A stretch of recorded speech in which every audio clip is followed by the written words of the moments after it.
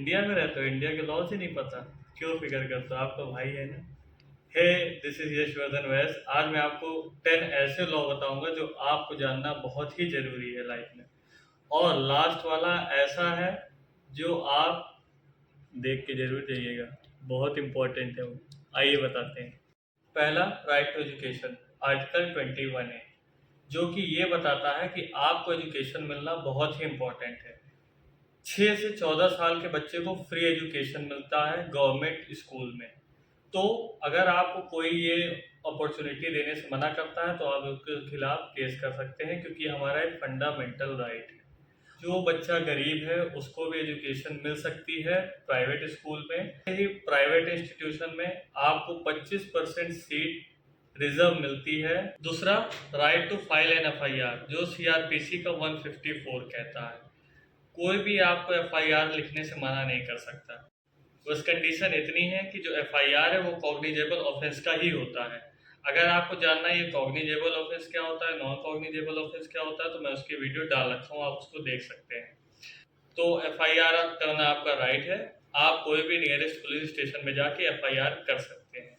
तीसरा, right to free legal aid, जो कि article 39A of Indian constitution कहता है कि अगर कोई भी पर्सन जो कि लोअर कास्ट है, SC ST है, या तो गरीब है, या तो जिसके पास केस लड़ने के पैसे नहीं हैं, तो ये सेक्शन आपको ये राइट देता है कि आप केस लड़ सकते हैं बिना कोई भी फीस के।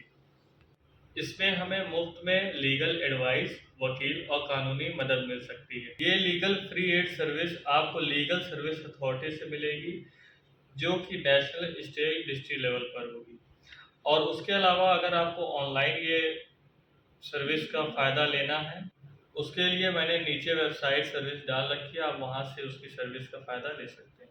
चौथा, राइट टू इक्वालिटी, जो कि आज के टाइम पर बहुत ही ज़रूरी है। ये आर्टिकल 14 से 18 ऑफ इंडियन कॉन्स्टिट्यूशन हमें ये बताता है कि हमें सबके साथ इक्वली व्यवहार करना चाहिए। ना हमें कोई जात बिरादर देखना चाहिए और ना ही कोई अमीर गरीब देखना चाहिए। अगर आपके साथ कोई भी ऐसा व्यवहार करता है तो आप उसके खिलाफ अपना फंडामेंटल राइट के थ्रू केस कर सकते हैं। पांचवा, no arrest without reason, article 22 हमारा ये कहता है कि कोई भी पुलिस ऑफिसर आपको बिना रीजन के अरेस्ट नहीं कर सकता। एक एक्सेप्शन है इस पे, अगर आपने कोई भी कॉग्निजेबल ऑफेंस किया है जो कि बहुत बड़ा अपराध है, तो उस पे आपको बिना वारंट पुलिस अरेस्ट कर सकती है। बट अगर आपने नॉन कॉग्निजेबल ऑफेंस किया है जो कि छोटा मोटा अपराध है, तो आपको जानना आपका अधिकार है कि आपने ऐसा क्या कमेंट किया है जिसकी वजह से आपको पुलिस अरेस्ट कर रही है। सिक्स जो हमारा आता है वो आता है right to file consumer complaint. अगर आप भी कंज्यूमर है, कोई भी सामान खरीद रहे हैं, तो अगर आपके साथ उस पर ओवर प्राइसिंग ली गई है, या तो कोई खराब सामान दिया गया है, या तो आपको सर्विस बेकार मिली है, तो आप उसके खिलाफ कंज्यूमर फोरम में कंप्लेंट कर सकते हैं।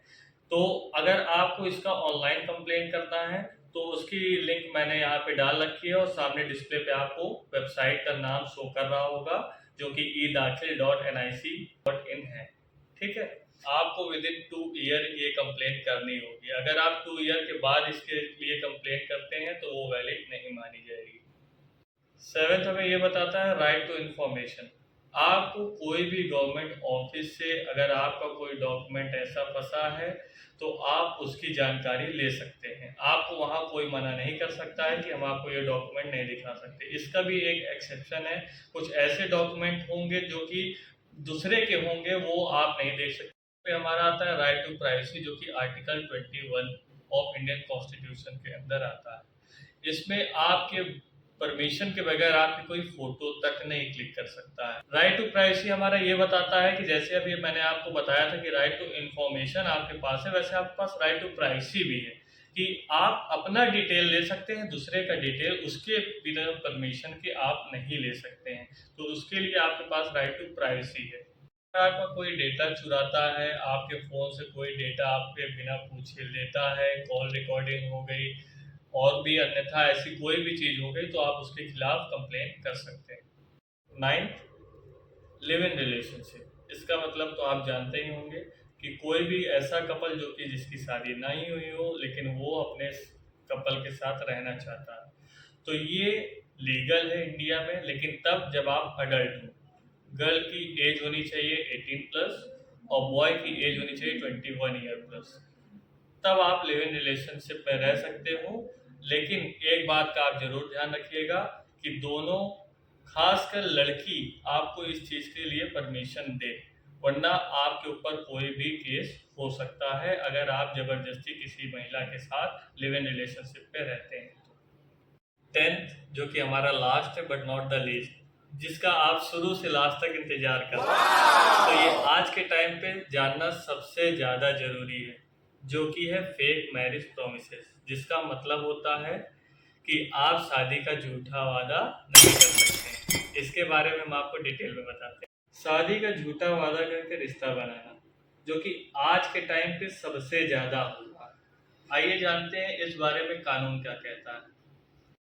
कोई भी कपल शादी का वादा करके उसके साथ फिजिकल रिलेशनशिप बनाते हैं, तो अगर आप ऐसा करते हैं तो आपको शादी करना होगा। अगर उसके बाद आप शादी करने से इनकार कर देते हैं तो ये कानून के लिए क्रिमिनल ऑफेंस है। इस ऑफेंस पे आपके ऊपर 2 धारा लग सकती है, जो कि पहला आईपीसी का 417 है, जो कि चीटिंग है, और दूसरा रेप का आईपीसी 376। अगर आपको किसी ने धोखा देकर आपका विश्वास तोड़ा है तो वो चीटिंग के अंदर आता है। अगर आपके साथ कोई भी फिजिकल रिलेशनशिप बनाने के बाद आपको छोड़ देता है, ये शादी नहीं करता है, सिर्फ फिजिकल रिलेशनशिप बनाने के लिए आपके साथ रिलेशनशिप में आता है, तो वो एक रेप के अंदर पनिश किया जाएगा। और हमारा सुप्रीम कोर्ट का जजमेंट इस पे ये कहता है कि अगर शादी के वादे जेन्युइन थे लेकिन बाद में कुछ ऐसे सर्कमस्टेंसेस की वजह से रिश्ता तोड़ना पड़ रहा है, तो उस पे आपको रेप के लिए पनिश नहीं किया जाएगा। For such more videos, do like, share and subscribe my channel. Thank you.